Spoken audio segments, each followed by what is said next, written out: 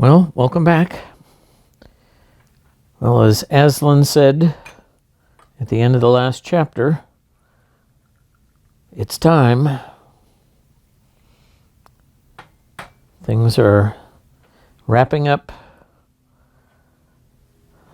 for Narnia. But some very interesting things are happening, aren't they? Very interesting chapter.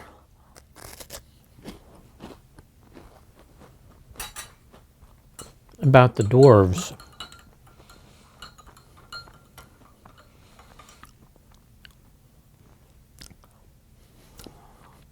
Remember when Lewis wrote about Uncle Andrew? Now, the trouble with making yourself stupider than you really are is that you very often succeed.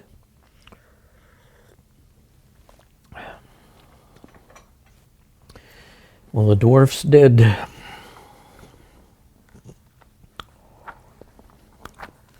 Chapter 14. Night falls on Narnia. They all stood beside Aslan, on his right side, and looked through the open doorway. The bonfire had gone out. On the earth all was blackness. In fact, you could not have told, if you were looking into a wood, if you had not seen where the dark shapes of the trees ended and the stars began.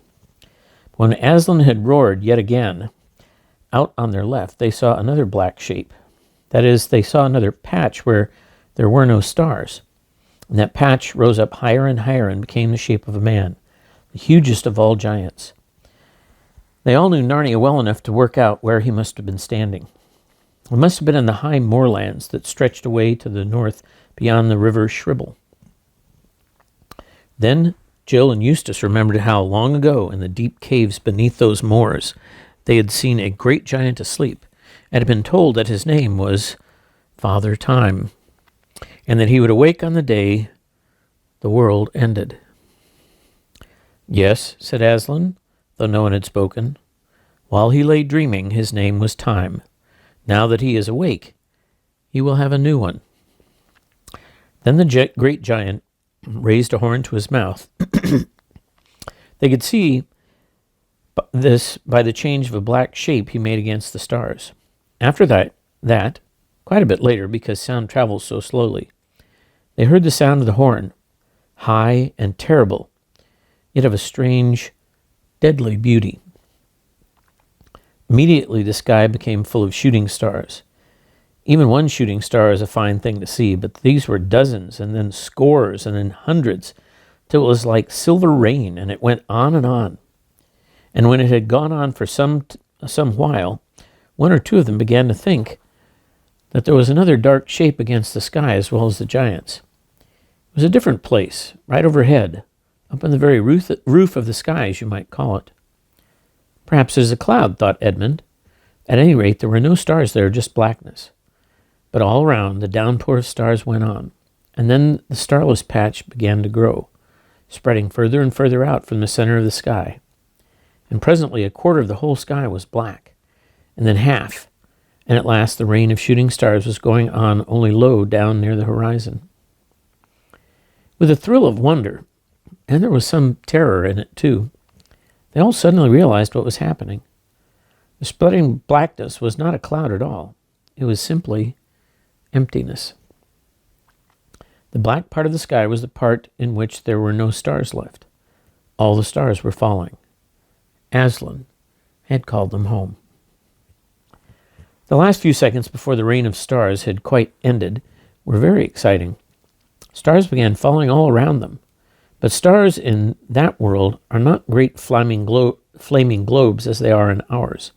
They are people. Edmund and Lucy once met one. So now they found showers of glittering people with long hair like burning silver and spears like white-hot metal rushing down to them out of the black sky, swifter than falling stones. They made a hissing noise as they landed and burnt the grass, and all these stars glided past them and stood somewhere behind, a little to the right. This was a great adventure because otherwise, now there were no stars in the sky, everyone would have been completely dark, and you could see nothing. As it was, the crowd of stars behind them cast a fierce white light over their shoulders. They could see mile upon mile of Narnian wood spread out before them, looking as if it were floodlit. Every bush and almost every blade of grass had its black shadow behind it. The edge of every blade stood up so sharp that you'd think you could cut your finger on it. On the grass before them lay their own shadows. But the great thing was Aslan's shadow. It streamed away to their left, enormous and very terrible. And all this was under a sky that would now be starless forever. The light from behind them, and a little to their right, was so strong that it lit up even the slopes of the northern moors. Something was moving there. Enormous animals were crawling and sliding down into Narnia. Great giants and giant lizards and featherless birds with wings like bat wings. They disappeared into the woods, and for a few minutes there was a silence. Then there came, at first from very far off, sounds of wailing, and then from every direction a rustling and a pattering and a sound of wings. It came nearer and nearer. Soon one could not distinguish the scamper of little feet from the padding of big paws and the clack-clack of little light hooves from the thunder of great ones. And then one could see thousands of pairs of eyes gleaming. And at last, out of the shadows of the trees, racing up the hill for dear life, by thousands and by millions, came all kinds of creatures, talking beasts, dwarfs, satyrs, fauns, giants, calormen, men from Archenland, monopods, and strange unearthly things from the remote islands or the unknown western waste. And all these ran up to the doorway where Aslan stood. This part of the adventure was the only one which seemed rather like a dream at the time and rather hard to remember properly afterwards. Especially, one couldn't say how long it had taken. Sometimes it seemed to have lasted only a few minutes, but at others it felt as if you might have gone on for years. Obviously, unless the door had grown very much larger or the creatures had grown very much smaller as gnats, a crowd like that could never have tried to get through it. But no one thought about that sort of thing at the time. The creatures came rushing on, their eyes brighter and brighter as they drew nearer and nearer to the standing stars. But as they came right up to Aslan, one of two things happened to each of them. They all looked straight in his face. I don't think they had any choice about that. And when some looked, the expression on their faces changed terribly. It was fear and hatred, except on the faces of talking beasts. The fear and hatred lasted only for a fraction of a second. You could see they suddenly ceased to be talking beasts. They were just ordinary animals. And all the creatures who looked at Aslan in that way swerved to their right, his left, and disappeared into his huge black shadow, which, as you have heard, streamed away to the left of the doorway. The children never saw them again. I don't know what became of them, but the others looked in the face of Aslan and loved him, though some of them were very frightened at the same time. And all these came in at the door, in on Aslan's right. There were some queer specimens among them. Eustace even recognized one of those very dwarfs who had helped to shoot the horses. But he had not time to wonder about that sort of thing, and anyway, it was none of his business. For a great joy put everything else out of his head. Among the happy creatures who now came crowding round Tirian and his friends were all those whom he had thought dead. There was Runewit the centaur, and Jewel the unicorn, and the good boar, and the good bear, and Farsight the eagle, and the dear dogs, and the horses, and Pogan the dwarf. "Further in and further up!" cried Runewit, and thundered away in a gallop to the west. And though they did not understand him, the words somehow set them tingling all over. The boar grunted at them cheerfully. The bear was just going to mutter that he still didn't understand when he caught sight of the fruit trees behind them. He waddled to one of those trees as fast as he could get there and, no doubt, found something he understood very well. But the dogs remained, wagging their tails, and Pogan remained, shaking hands with everyone and grinning all over his honest face.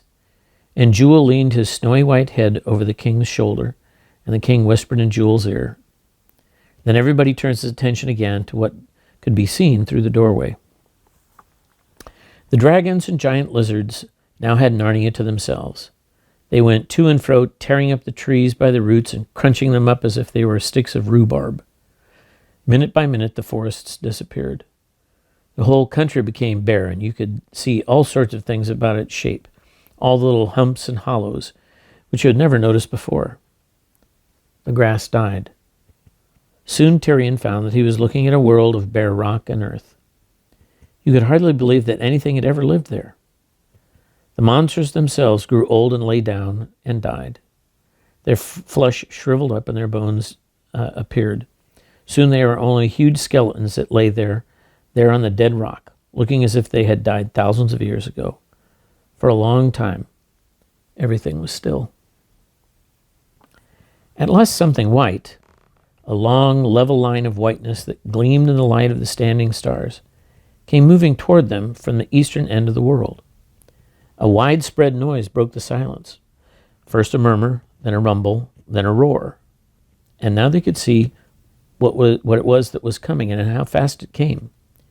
It was a foaming wall of water. The sea was rising. In that treeless world, you could see it very well. You could see that all the rivers grew wider and the lakes grew larger, and separate lakes joined into one, and the valleys turned into new lakes, and hills turned into islands, and then the islands vanished. And the high moors to their left and the higher mountains to their right crumbled and slipped down with a roar and a splash into the mounting water. And the water came swirling up to the very threshold of the door, but never past it, so that the foam splashed about Aslan's 4 feet. All now was level water from where they stood to where the water met the sky. And out there, it began to grow light. A streak of dreary and disastrous dawn spread along the horizon and widened and grew brighter, till in the end they hardly noticed the light of the stars who stood behind them. At last, the sun came up. When it did, the Lord Diggory and the Lady Polly looked at one another and gave a little nod. And those two, in a different world, had once seen a dying sun, and so they knew at once that this sun was also dying. It was 20 times as big as it ought to be, and very dark red. As its rays fell upon the great time giant, he turned red too, and in the reflection of that sun, the whole waste of shoreless waters looked like blood. Then the moon came up quite in her wrong position, very close to the sun. She also looked red, and at the sight of her the sun began shooting out great flames like whiskers or snakes of crimson fire towards her. It is as if he were an octopus trying to draw her into himself in his tentacles. And perhaps he did draw her. At any rate, she came to him, slowly at first, then more and more quickly, till at last his long flames licked round her, and the two ran together and became one huge ball of burning coal. Great lumps of fire came dropping out of it into the sea, and clouds of steam rose up. Then Aslan said, "Now, make an end." The giant threw his horn into the sea. Then he stretched out one arm, very black it looked, and thousands of miles long, across the sky till his hand reached the sun. He took the sun and squeezed it in his hand as you would squeeze an orange, and instantly there was total darkness. Everyone except Aslan jumped back from the ice-cold air which now blew through the doorway. Its edges were already covered with icicles. "Peter, High King of Narnia," said Aslan, "shut the door." Peter, shivering with cold, leaned down into the darkness and pulled the door to. It scraped over ice as he pulled it. Then rather clumsily, for even at that moment his hands were going numb and blue, he took out a golden key and locked it. They had seen strange things enough through the doorway, but it was stranger than any of them to look round and find themselves in warm daylight, the blue sky above them, flowers at their feet, and laughter in Aslan's eyes. He turned swiftly round, crouched lower, lashed himself with his tail, and shot away like a golden arrow. "Come further in, come further up," he shouted over his shoulder. But who could keep up with him at that pace? They set out walking westward to follow him. So, Peter. Night falls on Narnia. What, Lucy? You're not crying? With Aslan ahead and all of us here? I'm sorry. So, said Peter, night falls on Narnia. What? Lucy, you're not crying? With Aslan ahead and all of us here? Don't try to stop me, Peter, said Lucy. I am sure Aslan would not. I am sure it is not wrong to mourn for Narnia. Think of all that lies dead and frozen behind that door. Yes, and I did hope, said Jill, that it might go on forever. I knew our world couldn't. I did think Narnia might. I saw it begin, said the Lord Diggory. I did not think I would live to see it die. Sirs, said Tyrion, the ladies do well to weep. See, I do so myself. I have seen my mother's death. What world but Narnia have I ever known? It were no virtue, but great discourtesy, if we did not mourn. They walked away from the door and away from the dwarves who still sat crowded together in their imaginary stable. And as they went, they talked to one another about old wars and old peace and ancient kings and all the glories of Narnia. The dogs were still with them. They joined in the conversation, but not much, because they were too busy racing on ahead and racing back and rushing off to sniff at smells in the grass till they made themselves sneeze. Suddenly they picked up a scent which seemed to excite them very much. They all started arguing about it. Yes, it is. No, it isn't. That's just what I said. Anyone can smell what that is. Take your great nose out of the way and let someone else smell. What is it, cousins? Said Peter. A Calorman, sire, said several dogs at once. Lead on to him then, said Peter. Whether he meets us in peace or in war, he shall be welcome. The dogs darted on ahead and came back a moment later, running as if their lives depended on it, and barking loudly to say that it really was a Calorman. Talking dogs, just like the common ones, behave as if they thought whatever they were doing at the moment was immensely important. The others followed where the dogs had led them and found a young Calorman sitting under a chestnut tree beside a clear stream of water. It was Emeth. He rose at once and bowed gravely. Sir, he said to Peter, I know not whether you are a friend or my foe, but I should count it my honor to have you for either.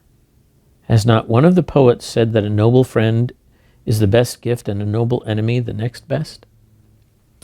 Sir, said Peter, I do not know that there need be any war between you and us. Do tell us who you are and what's happened to you, said Jill.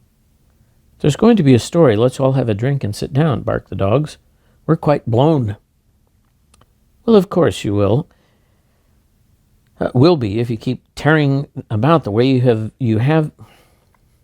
Sorry. Well, of course you will be if you keep tearing about the way you have done, said Eustace. So the humans sat down on the grass, and when the dogs had all had a very noisy drink out of the stream, they all sat down, bolt upright, panting, with their tongues hanging out of their heads, a little on one side, to hear the story. But Jewel remained standing, polishing his horn against his side.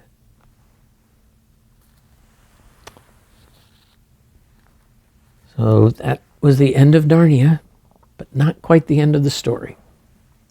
See you tomorrow night.